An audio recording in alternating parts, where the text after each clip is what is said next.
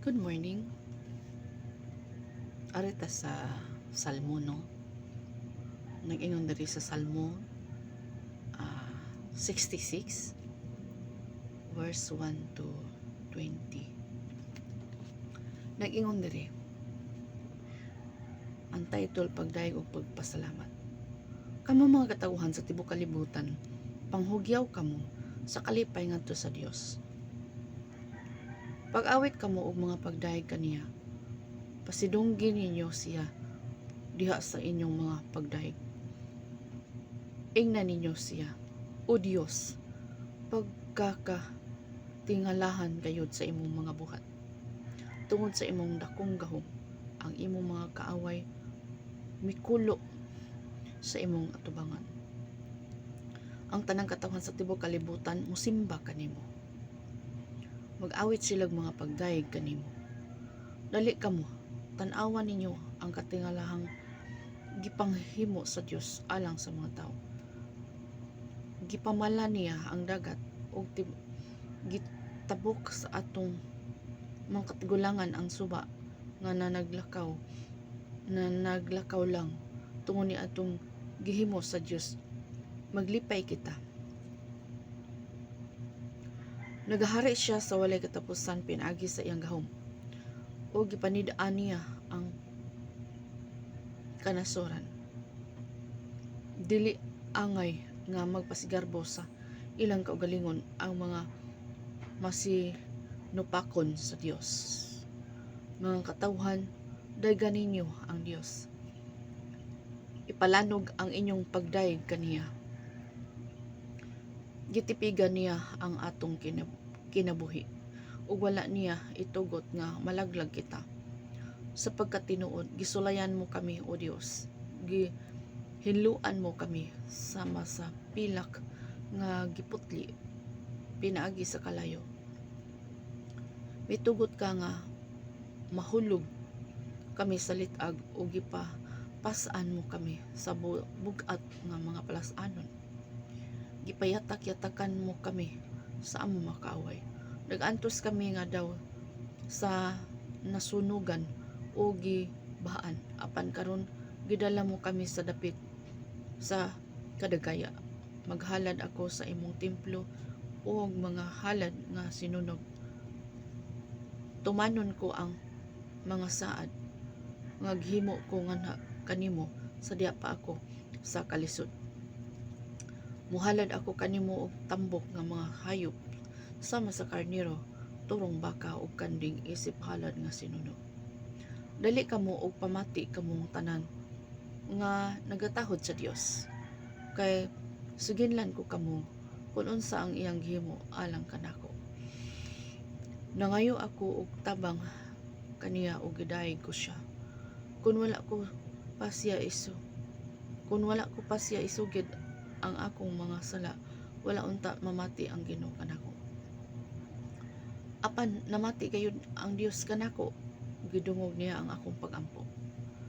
Dalaygon ang Dios, kay wala niya kawalay bili ang akong pagampo, o wala niya hikaw ang iyang gugma kanako. Dalaygon kay ang Ginoo, no? Gitawag siya ingon nga sugo sa Dios nga modayeg ta niya.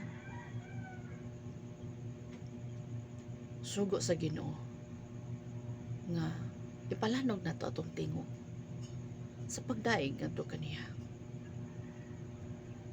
O bisan pa sa mga pagsulay daw sa mata sa bulawan, no? Isulayan kun unsa ba kita ka pure nangalagad kaniya. Ato nang pasalamatan ng Ginoo sa tanan natong mga pagampo. Ang Ginoo tubag niini, no? Ang Ginoo dili gi siya mopakyas sa iyang saad nga rika nato. Ug ang ato usab nga mga saad ngadto kaniya atong pagatumanon. Dalaygon ang Dios sa iyang mga pulong. Salamat kayo sa Ginoo. nga giingon din ano nga sugo na sa Ginoo nga ato siyang daygon. Unya kuman na ba kuman unsay purpose nato nata ni kalibutan na para sa iyang katuyuan, para sa katuyuan para sa kaugalingong katuyuan sa Dios. Magibuhatan niya para magdayeg niya. Wala ta buhata sa Ginoo nga aron lang wala lang gibuhata sa Ginoo. Kay kung dili ta mo dayeg naay mga bato nga iyang mahimong ipadayeg ngadto kaniya. Pero insulto ra sad kayo no. Kay kintabya may naay gininhawa na dayon dili ta makadayeg ngadto sa Ginoo. So mao na nga mintras may kinabuhi pa dili na to si kanang gayon. Bisan unsay atong buhaton makadayeg kita sa Ginoo. No ka wala man ni bukadawhay ang atong baba aron sa pagdayeg niya. No? So ato gid siyang daygon. Bisan sa pay atong buhaton din na magdayeg kita sa Ginoo. Ang mga kanta, no? Worship naman na. No? Painom pa sa man atong kuano nga nagkanta ra sila. Unya dayon pagkanta nila nga kanang nangatangtang ang mga gapusa nagdayeg sa mga kang Pablo dito na preso sila yan apoy mga kaubanan dito sa balay nga nagaampo. So natangtang ang gapos mao na nga dako kayo no o sa matag inigdayeg mong na to ang kaaway ba maglibog na siya no mabungol na siya na dili siya ganahan nga mamati muna mapalayo na siya muna nga kanunay ganatong daygon ng Ginoo. Kay kun ato kanunay daygon ng Ginoo muna nga ang kaaway mo mapalayo kayo no. Kaya ato mga ginaday kanunay ang Ginoo. Kaaway dili man na gusto kanang dili na siya gusto og kanang mudayeg kaniya no. Dili gusto ang yawa nga mudayeg ka ngadto sa Ginoo. Muna siya nga mabungol na siya mabungol na sa dili na siya muna mapalayo na siya no. Pinagisgamahan ang ngalan ni Jesus nya ato siya nga daygon walay lain na to ipataas ang Ginoo lang no. Sa matag bisan pa nga manlaba bisan pa na mag unsay kuri-kurion din na dili pwede nga dili jud ka makadayeg sa Ginoo no. Kay ang atong baba wala man ni bukaduhi wala man ni kaning kuani kanang busali no. Aron dili makadayeg sa Ginoo. So mudayeg kita sa buhi na ta nga Dios no. So mao lang ni ako ipaambit na ayun po mga pagampo pero kanang pagdaig sa Ginoo na bisan pa na nang naa kay trabaho pwede ka makadayeg sa Ginoo, pwede ka maka-prayer sa Ginoo no. Bisag unsay imong buhaton pwede gid na makadayeg sa Dios.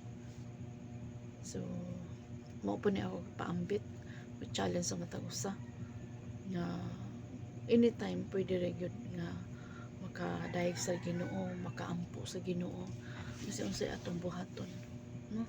Naagid ang Ginoo kanunay na to una-unaon atong isentro atong una ato sa Ginoo adto sa panglangit ba no. Unsay sugo na sa Ginoo nag-ingon man sa dito ito mo atong isentro atong una-una ato sa panglangit dili butang sayutan no. So mao na siya nga kanunay na to daygon ang Ginoo no. Daghan kayo atong mga kanta para sa Ginoo ato siyang madayeg no. So hana lang, God bless.